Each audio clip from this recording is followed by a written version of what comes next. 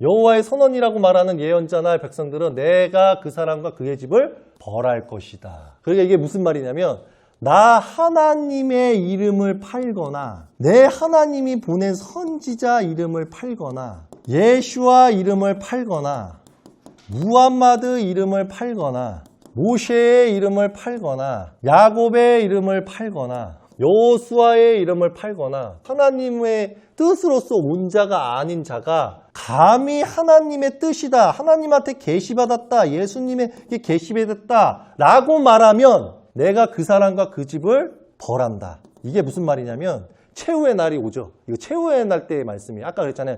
최후의 날 때까지 내가 참았다가 너희들을 벌한다고 했잖아. 내가 그래서 목숨 걸고 성경 읽었다고 함부로 설교하지 말라는 부분이 이 말이야. 나 하나님을 팔아먹은 애들은 내가 그 사람이라는 건 뭐냐면 하나님의 뜻에 따라서 이게 하나님의 뜻입니다 라고 말하는 사람이 있죠. 한 사람이. 그러면 이 사람뿐만이 아니라 그의 집, 여기에 있는 성도, 교인, 집안 식구, 조상. 이게 다 해당되는 거야.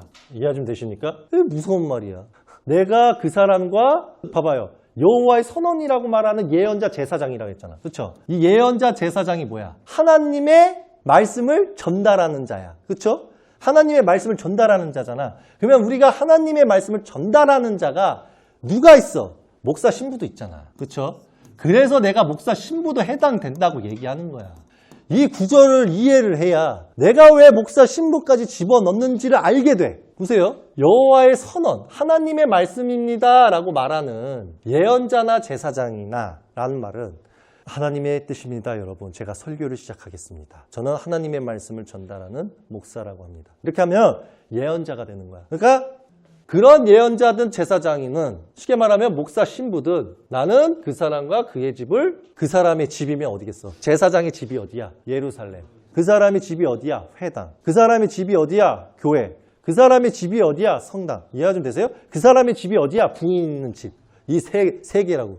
그럼 그 집에 누가 있어? 성도, 교인. 그 다음에 내 와이프, 집안 식구. 그 다음 내 아버지, 어머니. 그의 조상. 이해가 좀 돼요? 싹 다 벌한다. 너희는 이웃끼리 형제끼리 이렇게 말하여라. 여호와께서 무엇이라 응답하셨으며 여호와께서 무엇을 말씀하셨느냐. 여호와의 선언을 너희는 더 이상 언급하지 말아라. 이는 각 선언이 자신이 말이니 각 사람의 자신의 말이래요. 너가 말한 거는 네의 말이지 나 하나님의 말씀이 아니야. 네가 함부로 하나님의 말씀도 아닌데 하나님의 말씀이다 라고 말하지 마. 너희가 살아계신 하나님 만군의 여호와 우리 하나님의 말씀을 거꾸로 말했으니까. 다니엘 너희가 여호와 선언이라고 말하면 여호와께서 이렇게 말씀하셨다. 내가 너희를 보내면서 여호와는 선언 말을 하지 말라고 했는데도 너희가 여호와 선언 말을 했기 때문에 보라 내가 너희를 정령 돌아서 너희를 버리니 버린다죠. 내가 너희와 너희 조상에게 준 성을 내 앞에서 버릴 것이다. 무슨 말이에요?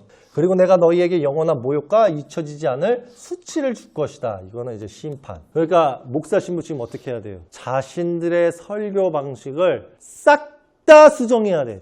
이해 좀 되십니까? 하나님의 뜻으로서 제가 전합니다. 예수님의 뜻으로서 제가 전합니다. 이렇게 아니라 하나님께서 이런 생각으로 말씀을 주시지 않았을까요? 이렇게 가야 된다는 거야, 인간들은. 쉽게 이해가 되세요? 그러니까 쉽게 말하면 예수님은 우리가 제대로 알아야 됩니다. 예수님은 유다 지파셨고 우리는 예수님의 뜻을 온전히 알 수 없으니 제가 최대한 저의 인간의 지식으로서 제 생각으로서 예수님의 말씀을 왜 이렇게 주셨는지 제가 한번 파헤쳐서 한번 제 생각을 알려드릴 터이니 교인 여러분들이 한번 생각해 주세요. 이렇게 가야 된다는 거야. 하늘에서 온 자가 아니면. 그렇지 않으면 그 책임을 다 물을 것이다. 이해 좀 되시죠?